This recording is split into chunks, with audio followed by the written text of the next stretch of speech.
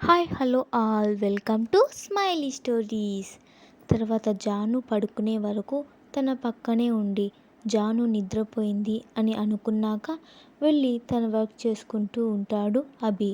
అలా కొంత సమయం తర్వాత వర్క్ ఫినిష్ అవ్వగానే జానుని నిద్ర లేపుదామని రూమ్లోకి వెళ్తాడు. బెడ్ మీద చిన్న కుక్క పిల్లలా ముడుచుకొని పడుకొని ఉంటుంది. అలా తనను చూసిన అభికి భలే ముద్దుగా కనిపిస్తుంది. వెళ్ళి తన పక్కన కూర్చొని చిన్నగా తనని తట్టి నిద్రలేపుతాడు. జాను నిద్ర లేచిన వెంటనే హే నువ్వేంటిక్కడ అని అంటుంది. జాను అలా అనటంతో అభి మళ్ళీ మొదలు పెట్టావా, మనం ఇప్పుడు ఆఫీస్లో ఉన్నాము, ఆ విషయమైనా గుర్తుందా, నిద్ర లేచావంటే ముందు జరిగిన విషయాలన్నీ మర్చిపోతుంటావా అని అడుగుతాడు. జాను దానికి ఇలా అంటుంది, నేనేం అలా విషయాలేమీ మర్చిపోను, అంటే సడన్గా నిద్ర లేపేసరికి ఏమీ గుర్తు రాలేదు అంతే అని మూతి ముడుచుకొని చెప్తుంది. అభి తనను చూసి సన్నగా నవ్వి, నా గురించి ఎవరైనా మాట్లాడితే నువ్వు భలే జెలసీగా ఫీల్ అవుతావు కదా, మనం ఎవరినైతే ఇష్టపడతామో వాళ్ళు వేరే వాళ్ళతో ఎవరితో అన్నా మాట్లాడినా జెలసీ ఫీలింగ్ కలుగుతుంది కదా, అయితే ఇప్పుడు నువ్వు నన్ను ఇష్టపడుతున్నావా, వాళ్ళు నా గురించి అలా మాట్లాడగానే నువ్వు బాగా జెలసీగా ఫీల్ అయ్యావు అని అంటాడు. దానికి జాను నేనేం జెలసీగా ఫీల్ అవ్వలేదు అని అంటుంది. అభి అవునవునులే తెలుస్తుంది అని ముందరికి వంగి జాను బుగ్గ మీద ముద్దు పెడతాడు. అభి అలా చేయగానే జాను బుగ్గ మీద చేయి పెట్టుకొని షాక్ అయి అభి వైపు చూస్తుంది.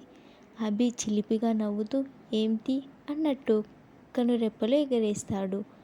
జాను ఉడుక్కుంటూ నన్నెందుకు కిస్ చేశావు అని అడుగుతుంది. అభి భలే ముద్దుగా ఉన్నావు, చిన్న కుక్క పిల్లలాగా ముద్దొచ్చావు, అందుకు ముద్దు పెట్టుకున్నా, నీకొద్దంటే చెప్పు ఆ వల్లికి అన్నా, లేకపోతే ఆఫీస్లో నన్ను లవ్ చేస్తున్న అమ్మాయి కన్నా వెళ్ళి ముద్దు పెడతాను అని అంటాడు. జాను అభి వైపు కోపంగా చూస్తూ అభిని అలాగే వెనక్కి తోస్తుంది. అభి బెడ్ మీద పడగానే జాను అభిని ఇష్టం వచ్చినట్టు కొడుతూ ఏంటి వాళ్ళకి ముద్దు పెడతావా, ఏది పెట్టు, ఎలా పెడతావో నేను చూస్తా, అలాంటి ఆలోచన వచ్చినా కూడా నేనేం చేస్తానో నాకే తెలియదు, ఇంకొకసారి ఇలా మాట్లాడావంటే అట్లకాడు కాల్చి నీ మూతి మీద వాత పెడతాను అని బెదిరిస్తుంది. జాను అలా మాట్లాడుతూ ఉండగానే అభి జాను చెయ్యి పట్టి తన మీదకి లాగుతాడు. అభి అలా లాగగానే జాను అలానే అభి మీద పడుతుంది.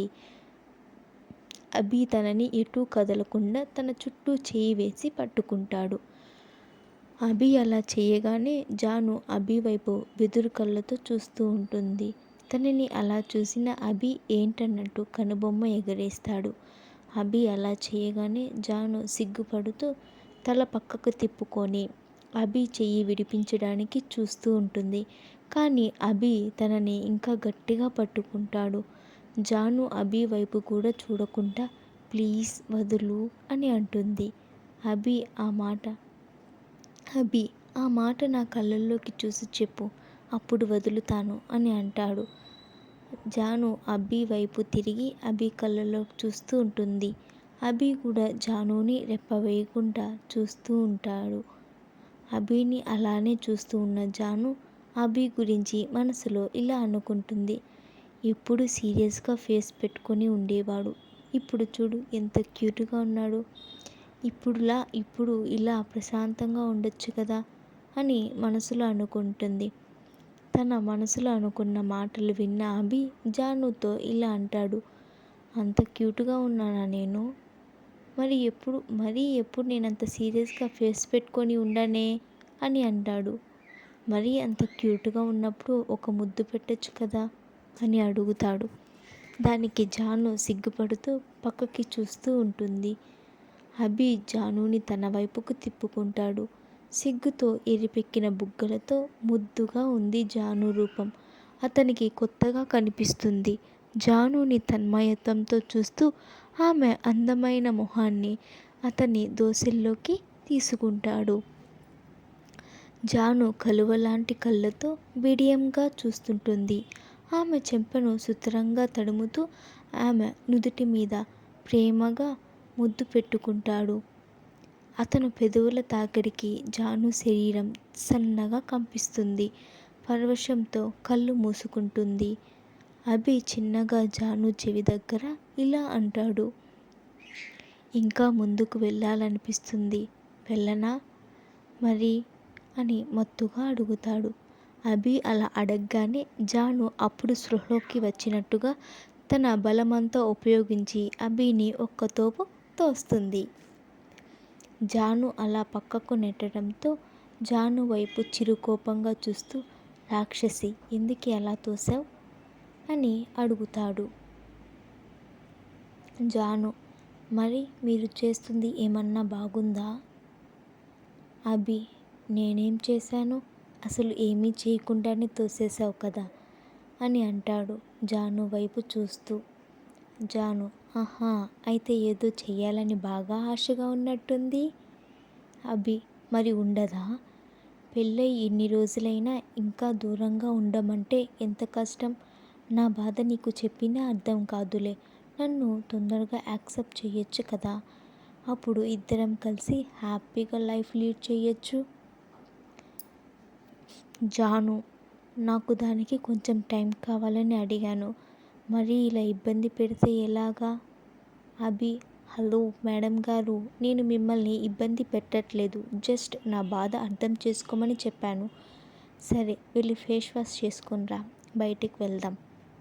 జాను ఫ్రెష్ అయ్యాక ఇద్దరు కలిసి లంచ్ చేయడానికి ఒక రెస్టారెంట్ దగ్గరికి వెళ్తారు. లోపలికి వెళ్ళగానే అభి ఫుడ్ ఆర్డర్ ఇచ్చి జాను వైపు చూస్తాడు.